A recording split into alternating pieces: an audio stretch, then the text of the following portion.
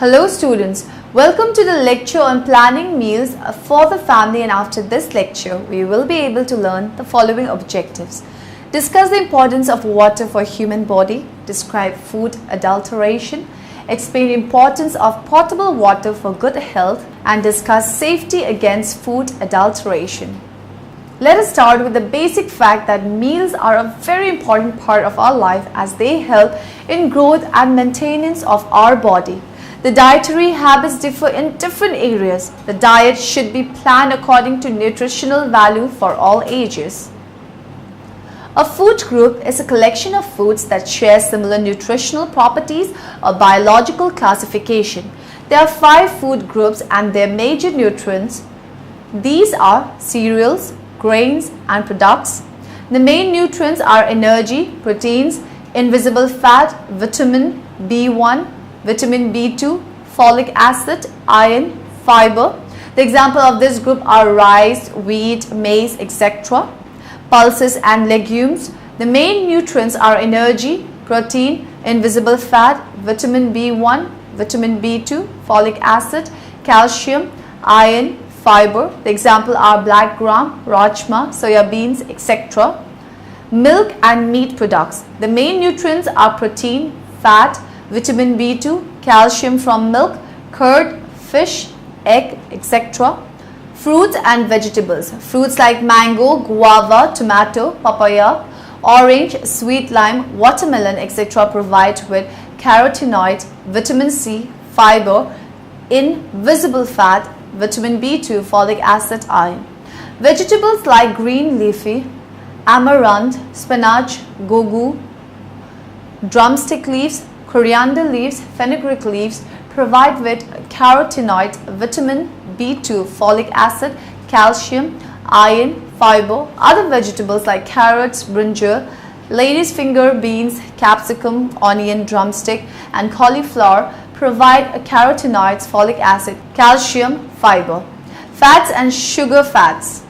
Butter, ghee, hydrogenated fat, cooking oils like groundnut, mustard, coconut provide energy, fat, essential fatty acids. Sugar, jaggery and sugar provide energy to the body. If we substitute one food for the other in the same group, we will to a large extent get the same nutrients. For example, whether one select wheat flour, rice, one would get approximately the same nutrients.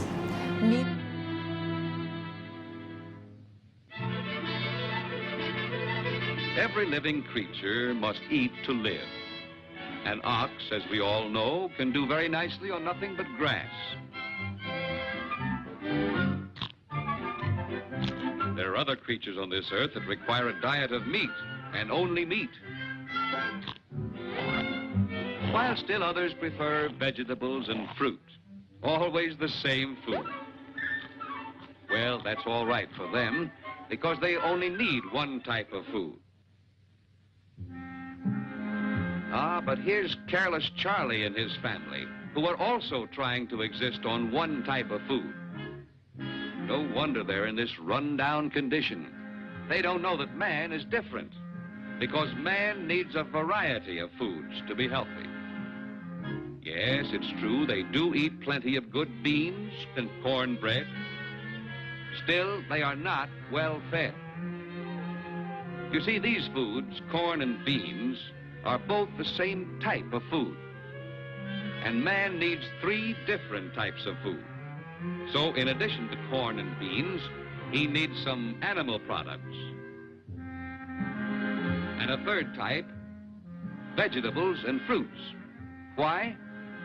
Well, simply because each fills one of the 3 main needs of the human body.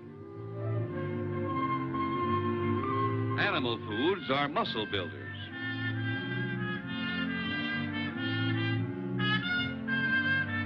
Vegetables and fruits build sound bones and teeth. And grains and roots give energy.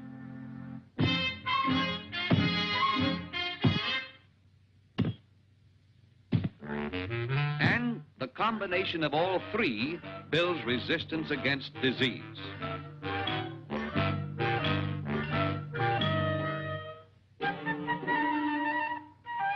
yes, you have big muscles too, but look at where they are. No, Charlie, the only road to good health is to eat the correct foods. And you can raise these foods right in your own yard.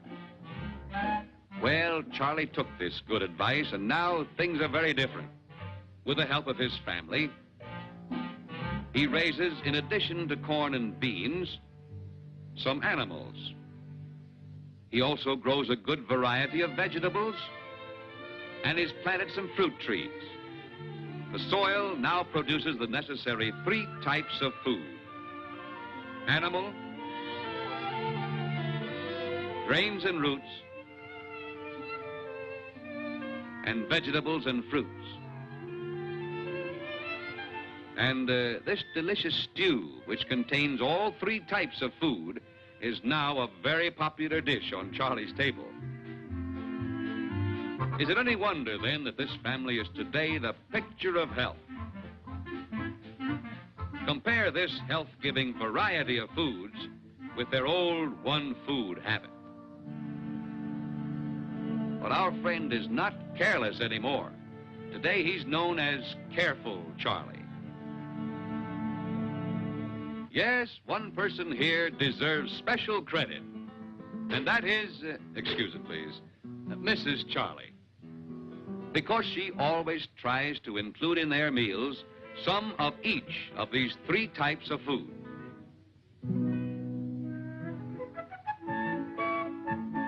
Now, for muscle building and strength, she depends on the animal products. Chickens are easy to raise, and they're a delicious dish. Eggs, too. They're an excellent food. Hogs will eat everything. And besides good meat, they provide lard and fat for body warmth. Cows or goats provide good, rich milk. Milk is a very important food. All growing children must have it. In fact, milk has been called the perfect food. These animal products, plus an occasional fish, go largely to build muscles.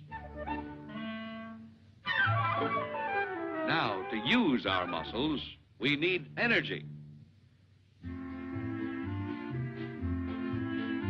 For energy and endurance, we can always count on the second group, the grains and roots.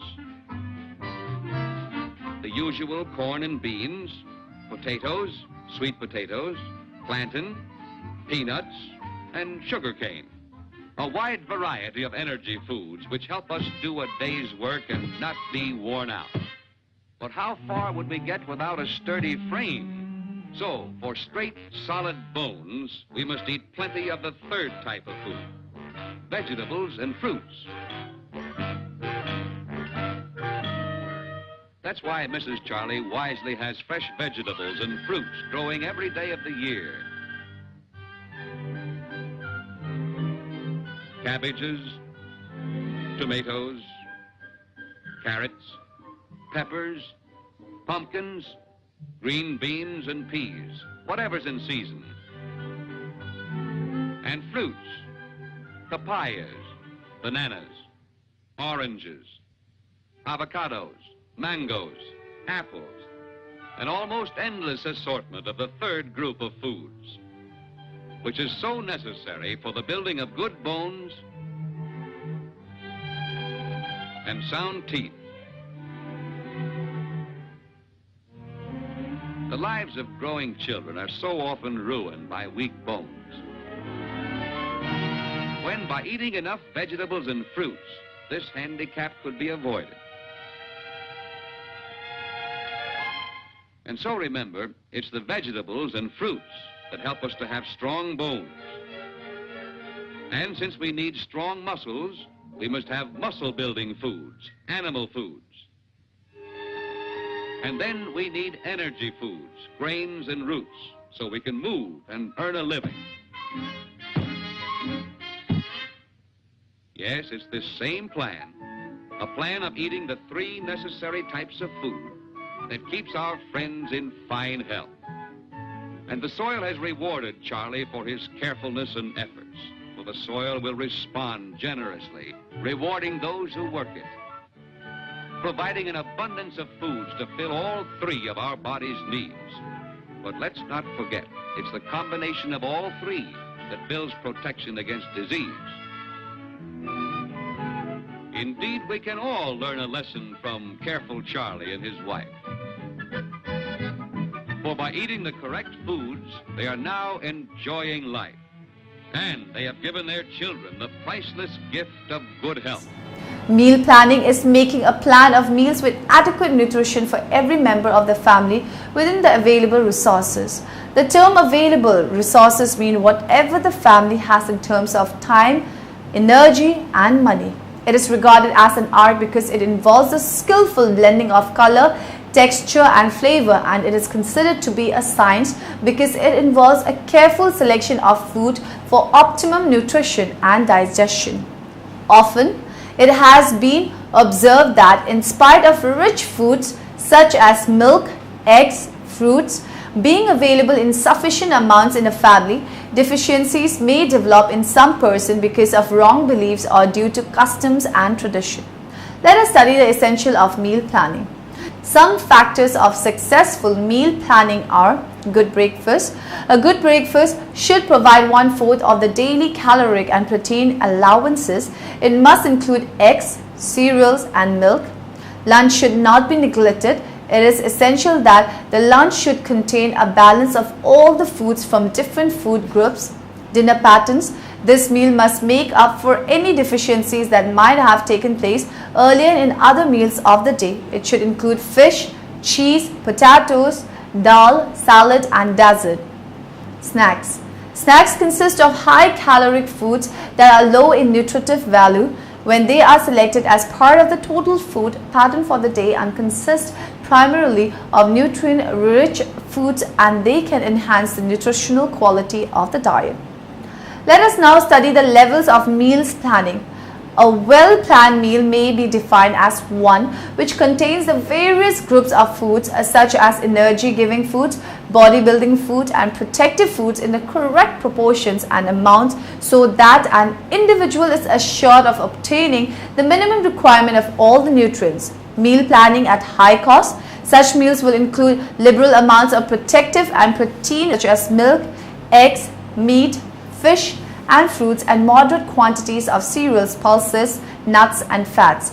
Meal planning at moderate cost. These diets will include minimal amounts of protective and protein-rich foods such as milk, eggs, meat, fish, fruits and fats, but will contain liberal amounts of cereal, pulses, nuts and green leafy vegetables.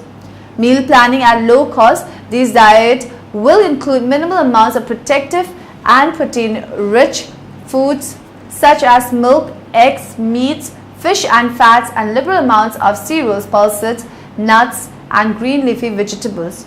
Meal which is not well planned. An ill-balanced diet or meal planning is deficient in calories, proteins, essential vitamins and minerals because it is lacking in protein-rich and protective foods as mentioned earlier. The main points which explain the importance of meal explaining are explained here. It is important to fulfill the nutritional requirement of the members to keep them strong, healthy and free from deficiency diseases. The meal has to be palatable and appealing to the eye as well as nutritious. Cooking methods should be such that there is maximum intention of nutrients and at the same time there is minimum loss of nutrients. The meals should be planned according to the budget of the family. Knowledge of the nutritive value of the enables one to make a better choice and at the same time to avoid repetition of food. This will be very much economical as the leftovers from the previous meal can be made use of instead of being wasted. Helps to determine the adequacy of the diet, the kind of the food purchased, its quality and its cost, the way it is stored, prepared and served. There are a number of factors which play an important role in the meal planning. Let us discuss each one of them. Adequacy of the foods. A good meal planning or menu is the one which will not only provide the adequate amounts of nutrients such as fats, calories and proteins, but also minerals and vitamins essential for the physical well-being of each family members. Therefore, it is advisable to include one or more foods from each of the different food groups. Meal patterns must fulfill the family needs. It is advisable that a person should consider the requirements of each individual member of the family. Requirements differ for toddlers, school-going children, adolescents, and old people. Time and energy saving. The meal planning of the diet should be such that it involves the minimum amount of time, energy, and expenditure, especially for low-income families or working women. Individual likes and dislikes. In many families, some people make personal likes and dislikes to be the only basis for the inclusion or exclusion of certain foods in their meals. The failure to include milk is a common practice. It is always advisable to change the form of the food rather than to completely avoid it. Making suitable food combination by mixing or combining the foods in suitable ways. Variety in meals can be obtained, thereby ensuring better nutrition. Variation in the texture is also essential. Satiety value. It is important to know that the foods rich in proteins and fats have a higher satiety value compared to carbohydrates. Planning the interval between the two meals should be considered, and accordingly the foods from different food groups must be included. Availability of foods. The wide variation in the dietary patterns throughout the world depends largely upon the local availability of the food supply. Economic consideration. When the cost of food per day is low, it is realized that it is very important to have a good knowledge of less expensive foods which provide high nutritional value. Seasonal foods. It is advisable that the food included in the diet plan should be seasonal foods because they are cheap and locally available in good quality and are also within the reach of all the people. Meal planning is an art and science in itself. The homemaker decided a meal to be cooked from the available food items, keeping in mind various factors like nutritional requirements, budget, season, etc. Each age group has different nutritional requirements. So modifying the same meal according to the needs of each member is important. This is what is known as diet modification. Two ways of modifying diet are: the first method is through modification of the diet. Let us study three ways in which these can be done.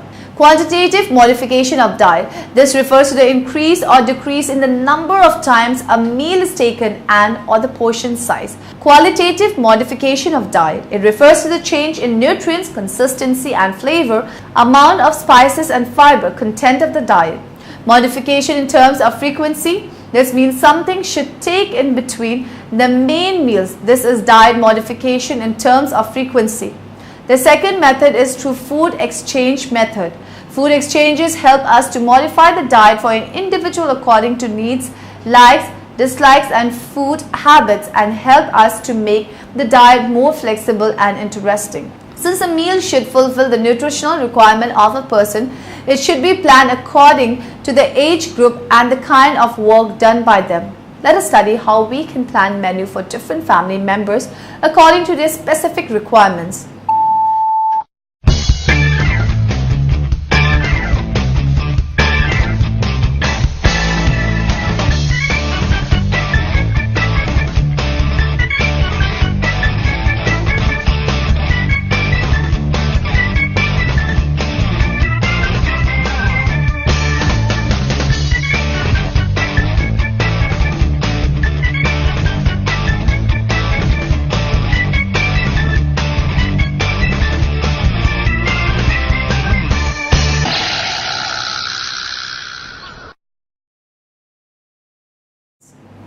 Let us discuss how to plan a meal for toddlers. This stage in life is vital to good development both physically and mentally. Therefore, optimum nutrition is vital not only for the child's health but also reduction in risk of disease later in life. A child in this age group shall be given the following meal. Breakfast can be wheat biscuit, fruits and milk. Lunch can be comprised of sandwich, yogurt, cucumber or carrot and water or diluted juice. Mid-afternoon meal may be same as breakfast. The evening meal shall be a typical family meal. Later in the evening, the child can be given milk or diluted juice. Weaning is a gradual process of shifting the child from breast milk to a normal household diet. A good diet during infancy is very important since the foundation of future health is laid during this stage. They require proteins, vitamin A, and especially calcium. Let us study meal plan for children in age group of 4 to 12 years. Kids are very active during these years, and as they grow, nutritional requirements will increase and optimum nutrition is vital. If child is really into sports or other physical activities, then they will need lots of energy-packed foods throughout the day. The breakfast shall comprise of cereal, milk, bread or fruit juice. During mid-morning, they can have biscuits or fruits. The lunch shall include sandwich, juices, yogurt, cucumber or carrot. After coming back from school, they shall have items from breakfast menu. The dinner shall be a typical family meal. Children should be encouraged to eat the same evening meal as a whole family, and sitting down together is also important to help behavioral development and for the reinforcement of family values. Let us now see a meal plan for adolescents. Portion sizes may need to be varied between sexes.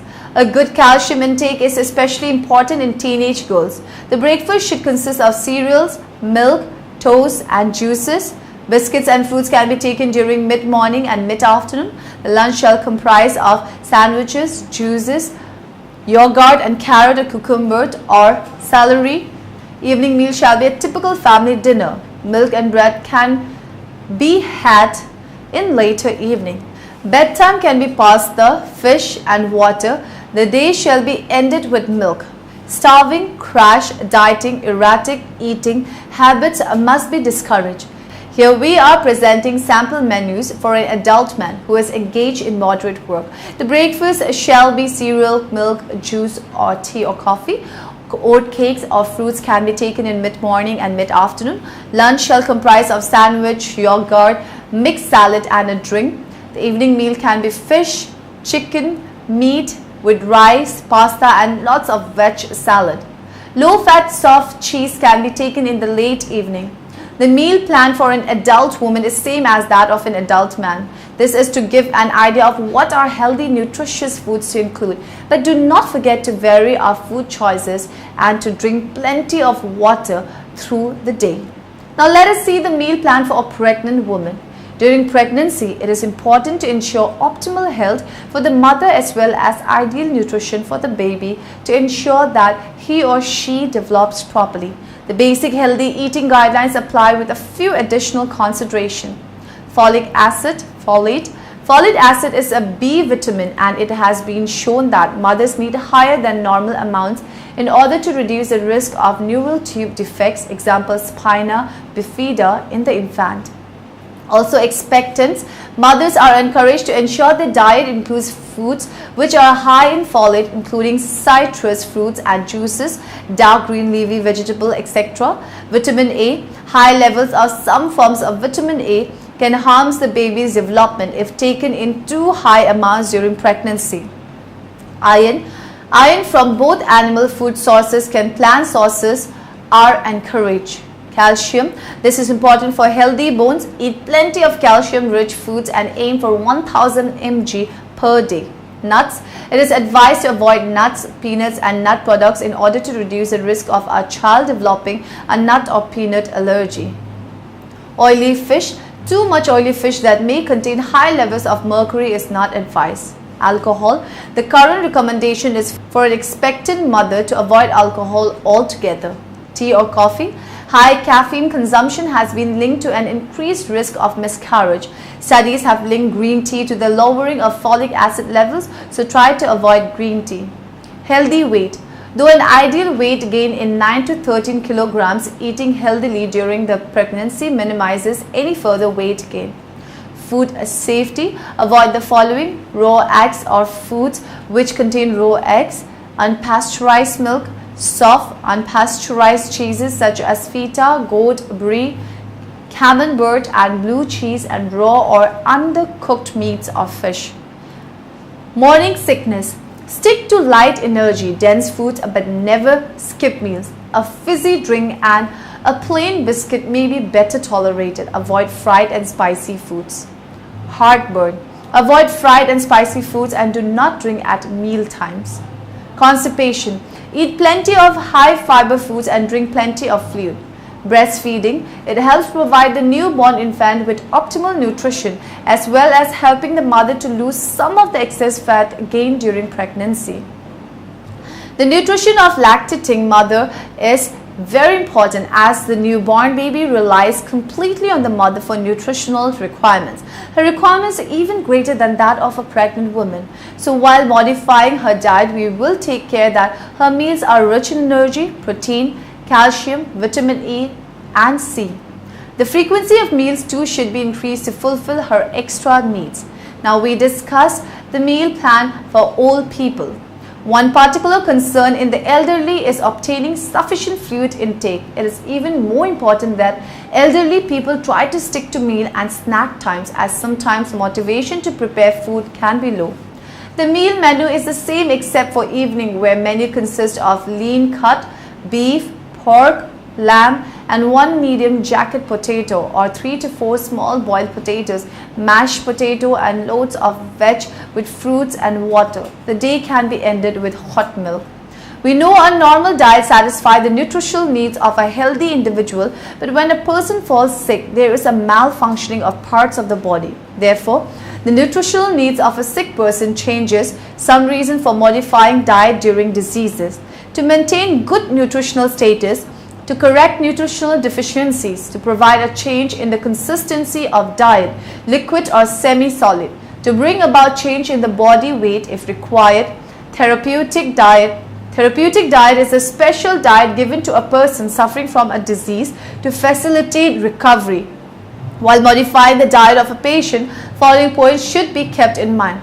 Do not plan a completely different diet because diets based on a person's daily diet have better acceptance. Such diet does not make a patient feel that he or she is eating something completely different from the family members. It is difficult to prepare. Try to include only those foods which are liked by the patient. Serve the meal in an attractive way to make them feel like eating. Types of modification of a normal diet are modifications in diet consistency. The food can then be served in two consistency, liquid and semi-solid. Modification in nutrient content. The modification can be in terms of an increase or decrease in amount of the nutrient. Modification in an interval and frequency of feeding. Small amounts of food at intervals of 2 to 3 hours and as many as 8 to 10 small meals in a day instead of 3 to 4 meals facilitate speedy recovery. Now in the end, let us summarize what we have learned in this lecture. A food group is a collection of foods that share similar nutritional properties or biological classification. These are in 5 categories: cereals, grains and products, pulses and legumes, milk and meat products, fruits and vegetables, fats and sugar. Meal planning is making a plan of meals with adequate nutrition for every member of the family within the available resources. A well-planned meal may be defined as one which contains the various groups of foods in the correct proportion and amounts. Factors affecting meal planning are adequacy of the foods, meal pattern must fulfill the family needs, time and energy saving, individual likes and dislikes, making suitable food combination, satiety value, availability of foods, economic consideration, seasonal foods, some reason for modifying diet during disease, to maintain good nutritional status, to correct nutritional deficiencies, to provide a change in the consistency of diet, liquid or semi-solid, to bring about change in the body weight if required. Therapeutic diet is a special diet given to a person suffering from a disease to facilitate recovery.